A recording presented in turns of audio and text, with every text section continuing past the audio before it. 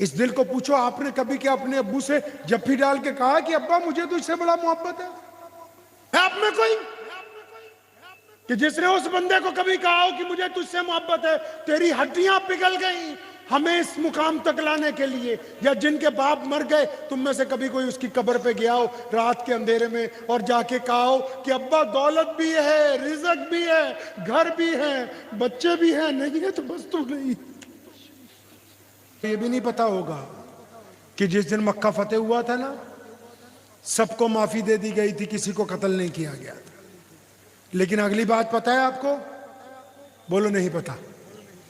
बोलो तनख्वाह भी नहीं बढ़ाएंगे मौलवियों की।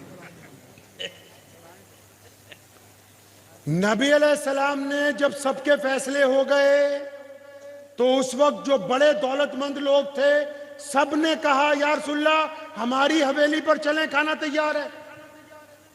और उधर मक्के में एक औरत है, उम्मे हानी उसका नाम है, वो अपने बच्चों को रोज कहती है वो मदीने वाले मोहम्मद तुम्हारे मामू हैं,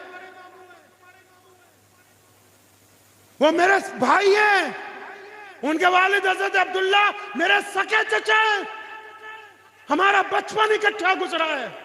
वो रोज नबी अलैहिस्सलाम की नाते पढ़ पढ़ के सुनाती है। अब आज मक्का फतेह हुआ, अब बच्चे माँ के पीछे पड़े हुए, तू तो रोज कहती थी तेरे भाई हैं, कहाँ है तेरे भाई?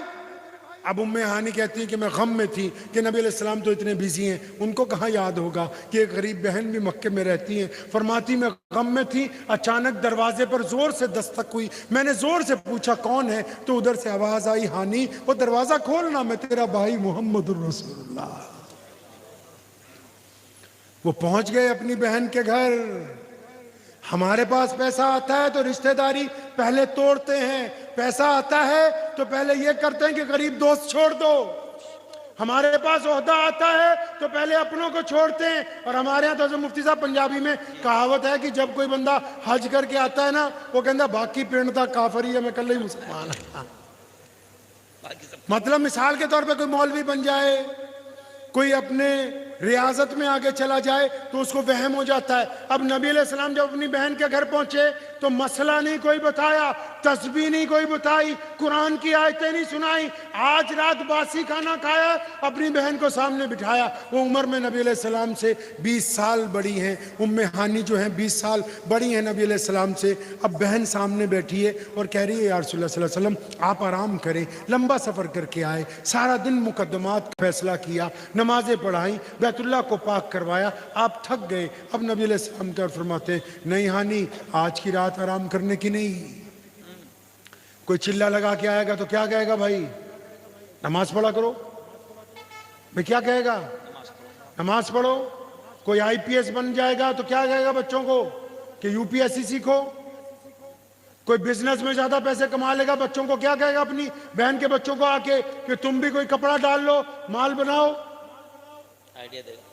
कोई तालीम याफ्ता बन जाएगा तो नबी अलैहिस्सलाम ने क्या बात की उस दिन? वो तो दीन के शारे हैं। एक लफ्ज है अरबी में शीन अलिफ रे है, इसका मतलब है कि वो दीन के मालिक हैं, वो दीन के मालिक हैं मोहम्मद रसूलुल्लाह, जो कहते हैं वही मजहब बन जाएगा। लेकिन आज की रात अपनी बहन से ये नहीं कहा कि फला नमाज पढ़ना, फला तस्बीह करना, नहीं नहीं, बहन सामने बैठी है और नबी अलैहिस्सलाम की मुबारक आंखें झुकी हुई हैं, उनमें आंसू टप टप गिर रहे हैं। अपनी बहन को क्या कहते हैं, बहना तुझे पता है जब मेरी विलादत होने वाली थी, अभी 2-3 महीने बाकी थे ना, मेरे प्यारे अब्बू हजरत अब्दुल्ला इस दुनिया से चले गए, तूने अपने चचा को बहुत करीब से देखा, मैंने अपने अब्बा को नहीं देखा। आज की रात मोहम्मद रसूलुल्लाह को बताओ कि रसूलुल्लाह के अब्बू कैसे थे। आप में है कोई ऐसा? दिल पे हाथ रखो जरा, यहाँ जरा दिल पे हाथ रखो, दिल लगा हुआ है ना? अरे कोई इतनी सर्दी नहीं, दिल लगा, दिल पे हाथ रखिए। इस दिल को पूछो, आपने कभी क्या अपने अब्बू से जफ्फी डाल के कहा कि अब्बा मुझे तो इससे बड़ा मोहब्बत है आप में कोई कि जिसने उस बंदे को कभी कहा हो कि मुझे तुझसे मोहब्बत है, तेरी हड्डियां पिघल गई हमें इस मुकाम तक लाने के लिए। या जिनके बाप मर गए, तुम में से कभी कोई उसकी कब्र पे गया हो रात के अंधेरे में और जाके कहा हो कि अब्बा दौलत भी है, रिज़्क भी है, घर भी है, बच्चे भी हैं? नहीं है तो बस तो नहीं किया आपने। यहां देखो मोहम्मद रसूलुल्लाह सल्लल्लाहु अलैहि वसल्लम को, मक्का फतेह हुआ है, यहां तो सिर्फ म्यूनिसिपैलिटी का इलेक्शन जीत के हम तहजीब भूल गए अपनी, वो मक्का फतेह किया है। और फतेह मक्का की रात में उन्होंने पहले अपने वालिद का जिक्र छेड़ा। उम्मे हानी कहती कि मैंने अपने चचा सैयदना अब्दुल्ला की सीरत बयान की, फिर वालिदा का जिक्र छेड़ा, कहती मैंने सैयदा आमना की सिफात बयान की, फिर दादा का जिक्र छेड़ा, मैंने उनकी सिफात बयान की, फिर वो अपनी दादी की बातें करते, फरमाते सुबह हो गई, नमाज का वक्त हो गया, पता ये लगा रसूलुल्लाह ने हमें ये सिखाया कि अगर जिंदगी में कभी कोई तरक्की मिल जाए तो अकड़ना नहीं, फिर उस दिन उन लोगों को याद करना जो उस वक्त तुम्हारे साथ थे जब तुम्हारे साथ कोई दूसरा नहीं था। दीन का मतलब सिर्फ इबादत नहीं, इबादत का मतलब दीन पर चलना है। इस्लाम के दो हिस्से हैं, एक इस्लाम का मकसद, दूसरा इस्लाम की जरूरियात। मकसद ये है, कोई हमारा हिंदू सिख भाई पूछ ले कि इस्लाम का मकसद क्या है, आप क्या बताओगे भाई, बता सकते हो? अब फिर मैं कह दूंगा तनख्वाह की बात, तो फिर चिढ़ जाओगे यार मौलवी भी। आपको कोई गैर मुस्लिम भाई हमारा पूछ ले कि इस्लाम का क्या मकसद है, आप बता सकते हो दो लफ्जों में उसको? आपको पता है दीन पूरी दुनिया में बड़ा मजहब कैसे बना? आपको इस बात का इल्म है कि जहां सूरज डूबता है वहां शाम को अजान होती है, सुबह सुमात्रा इंडोनेशिया से जब सूरज निकलता है तो अजान, ये पता है ऐसा क्यों हुआ? अल्लाह एक है।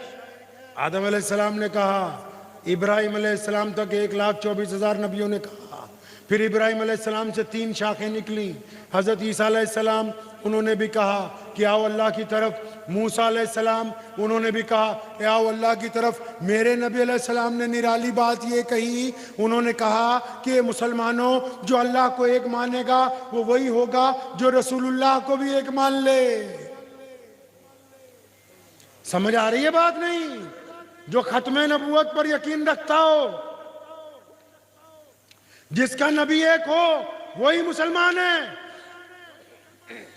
तो साहबा ने पूछा था या रसूलल्लाह, हमने आपको अल्लाह के नबी माना, आपके अल्लाह को अल्लाह माना, अब बताओ तो सही चाहते क्या हो, एजेंडा क्या है, मकसद क्या है? तो मेरे नबी अलैहिस्सलाम ने छोटी सी बात कही थी, ये फरमाया मेरे साहबा जिसने एक रब और एक रसूल को मान लिया उस पे लाजिम है कि वो दुनिया के तमाम इंसानों को बराबरी का दर्जा देगा।